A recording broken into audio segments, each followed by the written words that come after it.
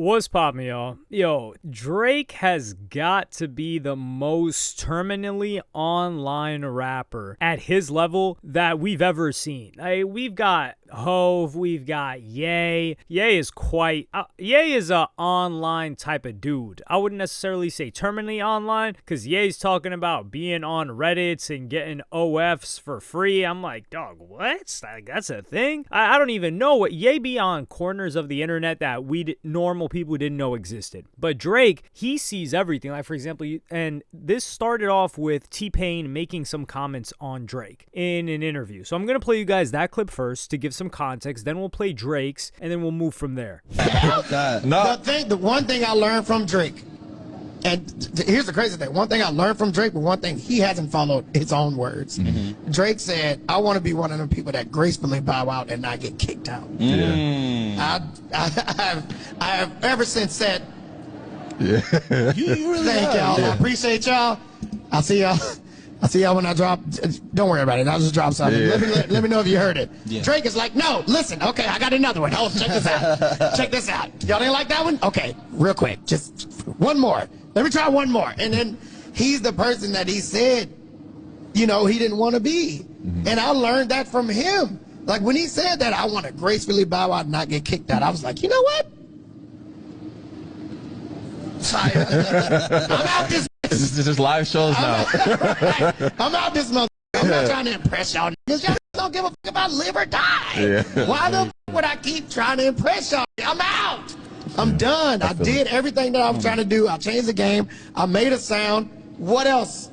What else? You literally can't. It's only, even if you make a hit today, it won't even. That's just normal. Yes. It's just normal. It's like, yeah, that's okay.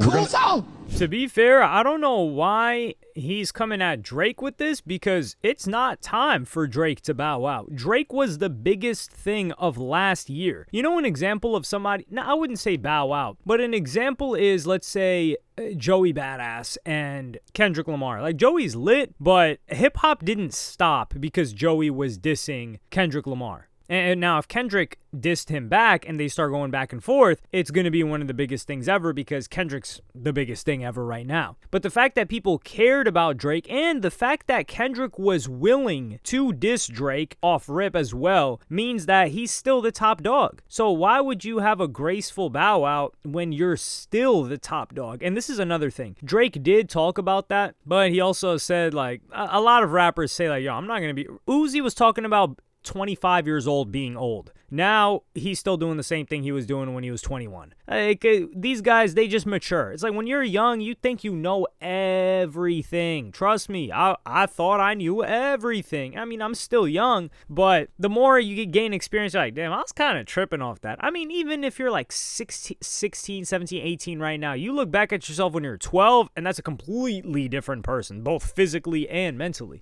But T-Pain singles out Drake here, and I don't know if T-Pain really gracefully exited, because T-Pain continuously kept releasing music. So what is a graceful exit? Does it mean that you're not trying to stay at the top of the game? Wouldn't we just consider that not being competitive? Because if we look at the discography of T-Pain, he dropped an album in 2011, 2007, 2008, 2011, and then actually he didn't drop an album until 2017, but I think that album Oblivion he had been teasing for quite a while. But most of his hits were in the mid-2000s. So he was still dropping during that era, and I don't know if he had contractual issues or whatever, but he started dropping after that. 2017, 18, 19, 20, all those years he dropped a project. 2023 he dropped a project. 2024 he dropped a project as well. And this isn't to say, I think what T-Pain is saying is like, yo, I'm just dropping this stuff independently. If it goes, it goes. If it doesn't, it doesn't. I'm not trying to play the game of being the top artist. But also, T-Pain is suffering, or let's say Drake is suffering from something that T-Pain and other people weren't suffering from, which is locked in syndrome. Like, I know you guys have seen that meme, but Drake is somebody who has stayed on top. He's had hits, number ones in different decades. Like, he's got a number one in the 2020s. He's got a song right now that's still on the top of the charts, Nokia, with Party Next Door. So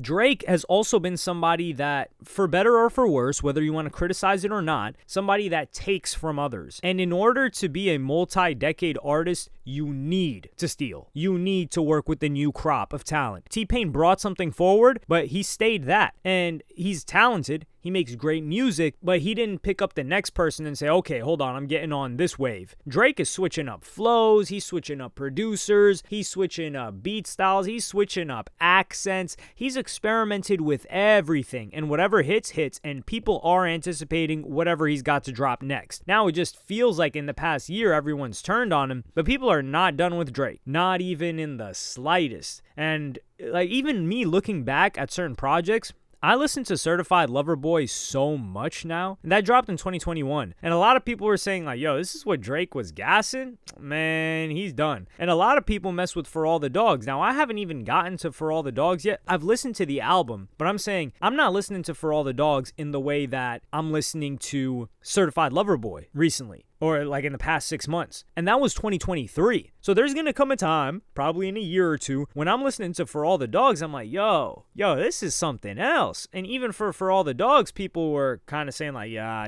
this is Drake's weakest album. They were critical of it. So what do we got to say there? If I'm 5 years later, I'm listening to a project that initially I didn't even rock with like that. That goes to show you that I'm also anticipating what's coming next, which is Iceman, which is like, yo, what have you got to say about this past beef? So Drake responded to this with the following. And he says, this guy always had a resentment for me. You can hear it every time he speaks on my name. And you gotta appreciate Drake for showing love to just not random pages. Like, this is Toronto rappers. This isn't the biggest page. This isn't at rap. This isn't even academics, which someone could say like, damn, academics posted the same thing, but you didn't reply to his. You're not showing him any type of love. And yeah, I guess so. But and then one comment that I just saw that said T-Pain's 2011 album was specifically delayed because of a Drake verse that he never sent in the end. It seems like it never got smoothed over. And it says Drake holds up T-Pain's Revolver album, and it's because he was waiting on a Drake verse. And then some people are trying to say that, oh yeah, that's why he's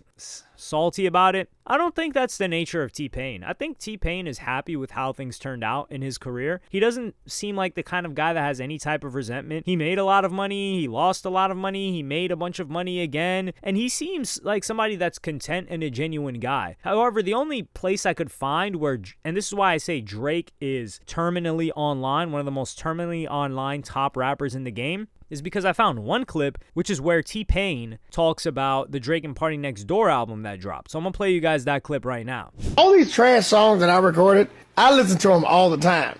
And so here's my thing. I feel like he recorded a bunch of shit. In order to keep Party around, you can take 10, 15 of these songs, put a verse on them, big Party. That's our album, bro. The songs are already recorded. The songs are already recorded. These are all the songs that didn't make my previous albums. Go for it, bro. Put verses on these songs. Yeah, there's 5 to 7 solo Drake songs that didn't make other albums. It's not saying that they're bad. I'm not saying that there bad. These are just songs that didn't make albums. Or Party, or the other way around. Or Party came here with an album and was like, hey, Drake, can you put verses on these particular songs? So what I'm guessing is Drake saw this clip somehow, I don't even know, and felt a type of way about it. And I think this was a fair criticism from T-Pain, where he was saying like, yo, these are all leftover songs. We've got solo Drake songs here, or it's leftover songs from Party Next Door, and they piecemealed this together into a project to drop together. And that is what I felt as well. I did enjoy the project, and there are songs on there that I still come back to.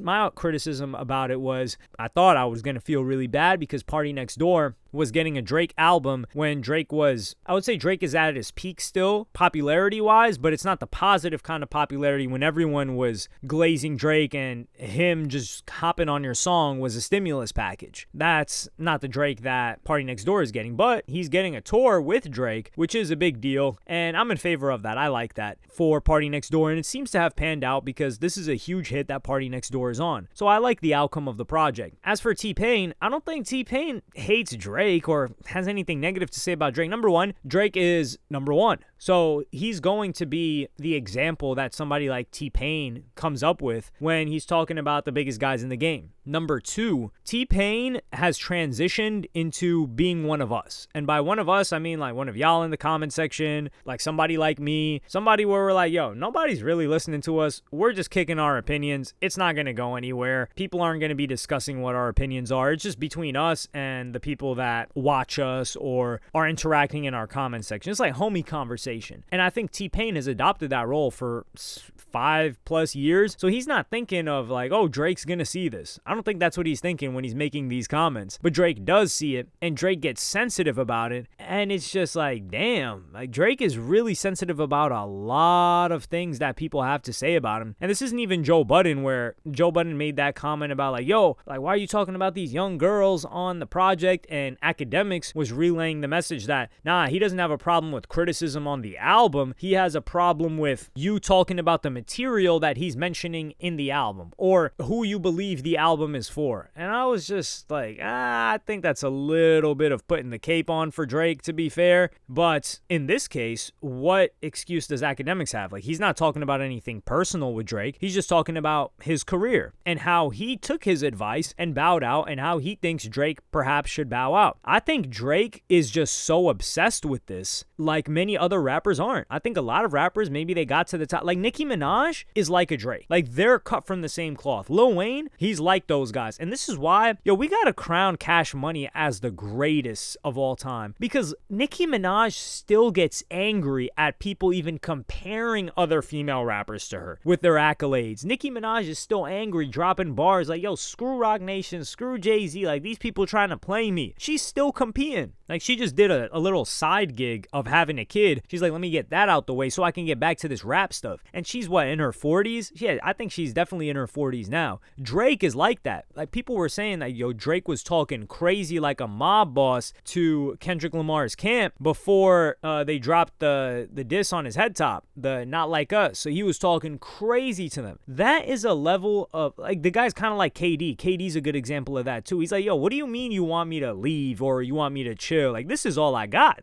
I'm obsessed with this. I want to be the best. And it's not a monetary thing because Drake's got plenty of money. A lot of other like 21 Savage, he's not obsessed with this. Like, yeah, he raps. I think he likes rapping. I think he likes the money and the lifestyle that comes with rapping a lot more, and the security and the safety and being able to provide for his family. And there's nothing wrong with that. There are tons of rappers that are just like that. I think Lil Baby a bit is kind of like that. Gunna, I think he got a battery put in his back, so he's just trying to prove everybody wrong and stay lit. But for people like Drake, Wayne is just somebody that doesn't pay attention to what's going on, but he's always working on his craft. And I mean, he coined the phrase best rapper alive. He said it until everybody else said it for him. Jay, I think he just switched games. Jay switched from that to business, and hey, it looks like it's worked out pretty well for him with how spooked everybody is by Rock Nation. With Drake, he's just locked in like that. He just wants to be the best, and I admire that so heavily because the guy's in his 40s, or is Drake 40 yet? I don't know. Somebody was telling me like, yo, Drake's not even 40 yet.